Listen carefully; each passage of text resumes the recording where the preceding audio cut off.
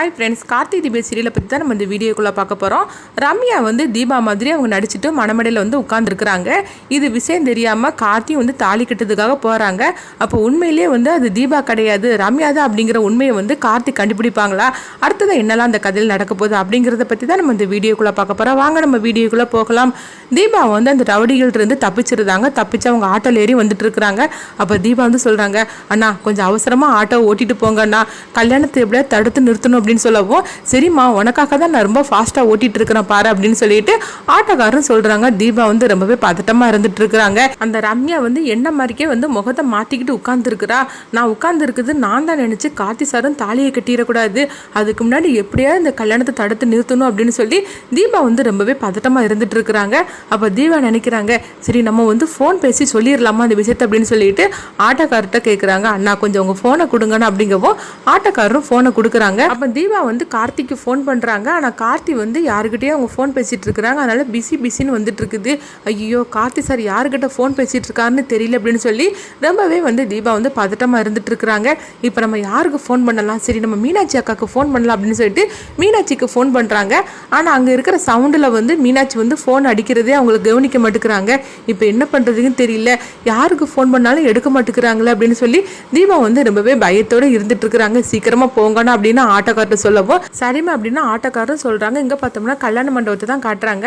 ரம்யா வந்து ரொம்பவே டென்ஷனோட இருந்துட்டு இருக்கிறாங்க. இப்போ ரியா கேட்குறாங்க, ரம்யா பத்திரமா இருந்துக்கோ, கொஞ்சம் கூட அவங்களுக்கு சந்தேகம் வந்துடக்கூடாது, கொஞ்சமாவது சந்தேகம் வந்துச்சுன்னா அவ்வளோதான், நம்ம இத்தனை நாள் போட்ட பிளான் எல்லாமே சொதப்பிடும். அதனால் கார்த்தி உங்கள் கழுத்தில் தாலி கட்டுற வரைக்கும் எந்த அளவுக்கு கூட சந்தேகம் வந்துடக்கூடாது அப்படிங்கும்போது அப்போ ரம்யா சொல்கிறாங்க, அதெல்லாம் நீ ஒன்றும் பயப்படாத, என்னை பார்த்தா எப்படி இருக்குது அப்படியே அச்சஸில் தீபா மாதிரியே இருக்கா அப்படிங்கும்போது, ஆமாம் அப்படியே தீபா மாதிரி தான் இருந்துட்டு இருக்கிற, ஆனால் இந்த மீனாட்சியும் மைதிலியும் இருக்கிறாங்க பாரு, ரெண்டு பேரும் சும்மாவே இருக்க மாட்டாங்க, ஏதாவது ஒரு குழப்பத்தை ஏற்படுத்திட்டே இருப்பாங்க, உன் பக்கத்தில் வந்துட்டே இருப்பாங்க, இவ்வளோ நேரம் போட்டு என்ன டார்ச்சர் பண்ணிட்டு இருந்தாங்க தெரியுமா, ஆனால் நான் பக்கத்திலே அவங்கள வரவிடலை, கடைசியில் என்ன பார்த்தோம்னா என் கையில் மோதிரத்தை எங்கன்னு சொல்லி கேட்குறாங்க அப்படின்னு சொல்லவும், என்ன சொல்கிற அப்படின்னு கேட்குறாங்க. ஆமாம் கார்த்தி என்னமோ தீபாவுக்கு மோதிரம் போட்டாராம், அந்த மோதிரத்தை எங்கே காணலை அப்படின்னு சொல்லி ரெண்டு பேரும் கேட்டாங்க, ஆனால் எப்படியோ சமாளிச்சுட்டு அப்படிங்கவும், அப்போ ரம்யா சொல்கிறாங்க, என்ன இந்த மாதிரி நீ சொல்லிட்டு இருக்கிற, சப்போஸ் கார்த்தி பக்கத்தில் நான் உட்காந்துருந்தோம்னா கார்த்தி அந்த மோதிரம் எங்கன்னு சொல்லி கேட்டால் என்ன பண்ணுறதுக்கு, அந்த மோதிரம் எப்படி இருக்குன்னு நம்மளுக்கு தெரியாது அப்படிங்கும்போது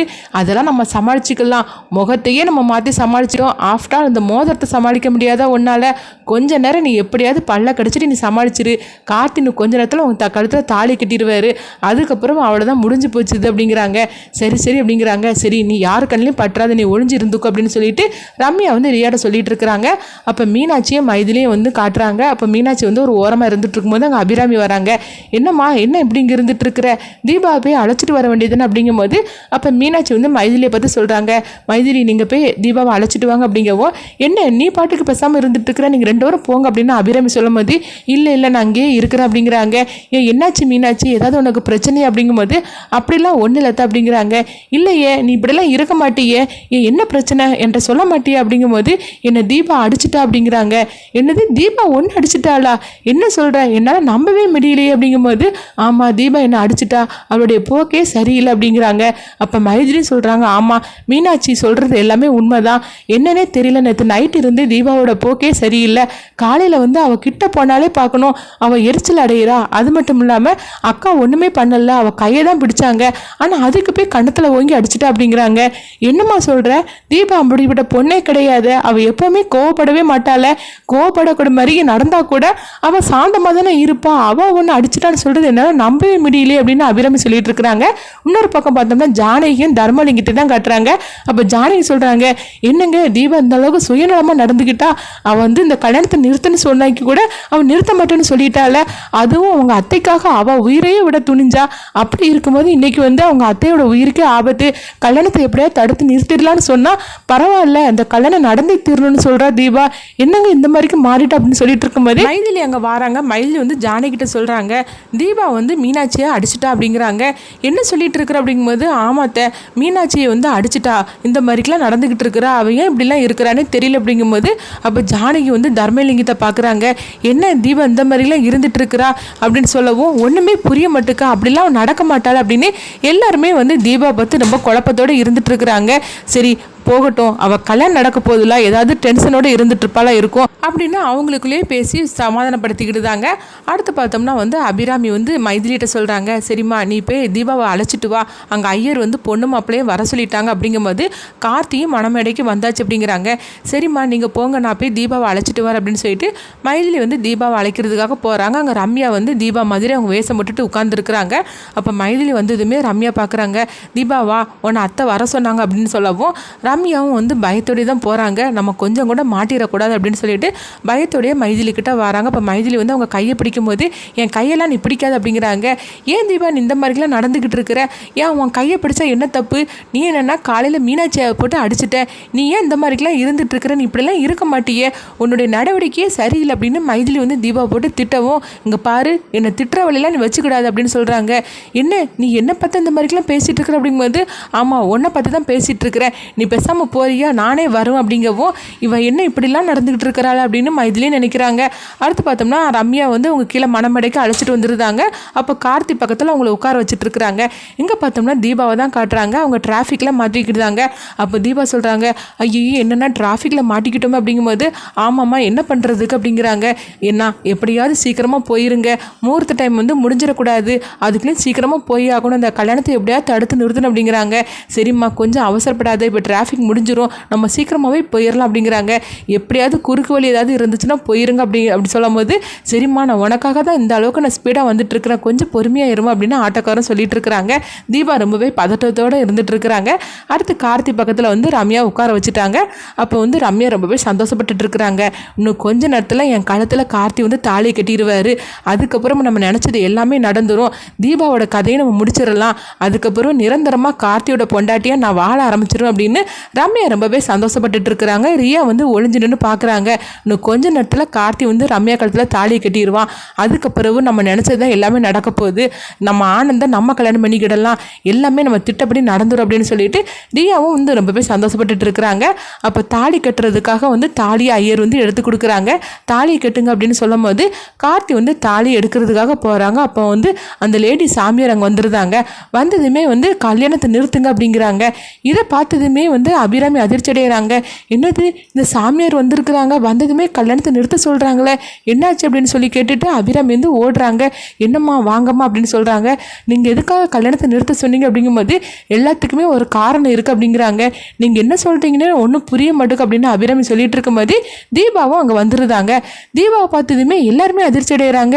இது என்னது தீபா மாதிரிக்கு இங்கே ஒருத்தவங்க வராங்களே, இவங்க யார் அப்படின்னு சொல்லி கேட்கவும் அப்போ கார்த்தியும் பார்க்குறாங்க.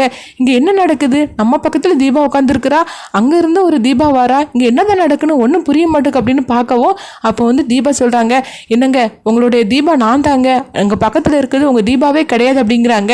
இப்படி சொன்னதுமே மீனாட்சி மைதிலி ஜானகி எல்லாருக்கும் தூக்கி வரி போடுது.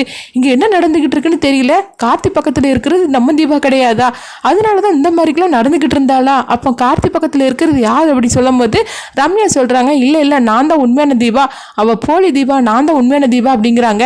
அப்போ கார்த்தி கேட்குறாங்க, உண்மையை சொல்லுங்கள், நீங்கள் யார், ரெண்டு பேரில் யார் தீபா அப்படிங்கும்போது, என்னங்க என்ன தெரியலையாங்க அப்படின்னு உண்மையான தீபா வந்து அழுதுகிட்டு இருக்கிறாங்க. அப்போ இந்த லேடி சாமியார் சொல்கிறாங்க, ஆமாம் இவ தான் உண்மையான தீபா அப்படிங்கும்போது அப்போ ரம்யா சொல்கிறாங்க, இல்லை நான் தான் உண்மையான தீபா, அவன் தான் போலி தீபா, இவங்க ஏதோ திட்டத்தை போட்டு உங்களை ஏமாத்துறதுக்காக வந்திருக்காங்க அப்படிங்கிறாங்க. இப்படி பேசிட்டு இருக்கும்போதே மீனாட்சி மைதிலி ஜானகியுமே எல்லாருமே வந்துருந்தாங்க. அப்போ மீனாட்சி சொல்கிறாங்க, ஆமாம் நீங்கள் கார்த்தி பக்கத்தில் இருக்கிறது உண்மையான தீபாவே கிடையாது, இப்போ வந்து சாமியார் பக்கத்தில் நிற்கிறாங்களே அவள் தான் உண்மையான தீபா அப்படிங்கிறாங்க.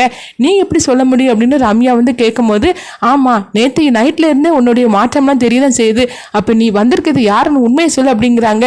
இல்லைங்க உங்கள்கிட்ட இருந்து பிரிக்கிறதுக்காக இந்த மாதிரிலாம் அவங்க பேசிகிட்டு இருக்கிறாங்க, நான் தாங்க உங்கள்கிட்ட வந்து உண்மையான தீபா அப்படின்னு ரம்யா சொல்லும் போது கார்த்திக் வந்து ஒன்றுமே புரியாமல் முழிச்சிட்டு இருக்கிறாங்க.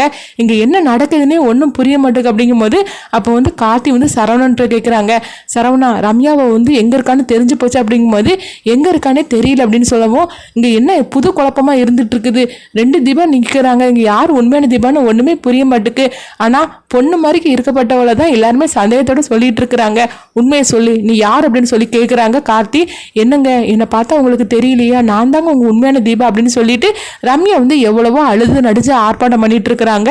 இதெல்லாம் பார்த்துட்டு தீபா வந்து கோவத்தோட பக்கத்தில் வராங்க. உனக்கு எவ்வளோ தைரியம் இருந்தால் இந்த மாதிரி தான் பேசிட்டு இருப்ப, இவ யார் தெரியுமா, இவ தான் ரம்யாங்க அப்படிங்கிறாங்க. இதை கிட்டதுமே எல்லாருமே அதிர்ச்சி அடைகிறாங்க. அப்போ கார்த்திக் கேட்குறாங்க என்ன சொல்கிற அப்படின்னு கேட்கும்போது ஆமாம் நான் தான் உங்கள் உண்மையான தீபா, இங்கே பாருங்க நீங்கள் போட்ட மோதிரம் கூட என் கை விரலில் இருக்குது, அவள் கை விரலில் காட்ட சொல்லுங்க அப்படிங்கவும் இதை பார்த்ததுமே மீனாட்சியும் மைதின்னு சொல்கிறாங்க ஆமாம் கார்த்தி இப்போ வந்திருக்கிறது தான் உண்மையான தீபா, இந்த ரம்யா தான் தீபா மாதிரிக்கு முகத்தில் வேஷத்தை போட்டு வச்சிருக்கிற அப்படின்னு சொல்லிட்டு தீபாவை வந்து ரம்யா வந்து அடிக்கவும் பார்த்தோம்னா இந்த முகத்தில் இருக்க மாஸ்க் வந்து வந்துடுது.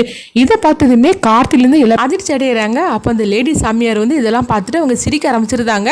பார்த்தோம்னா கொஞ்ச நேரத்தில் வந்து ஒரு பாம்பு வருது, அந்த பாம்பு வந்து ரம்யாவோட காலை வந்து கொத்திடுது, அப்படியே ரம்யா வந்து கீழே சாஞ்சி விழுந்துருதாங்க.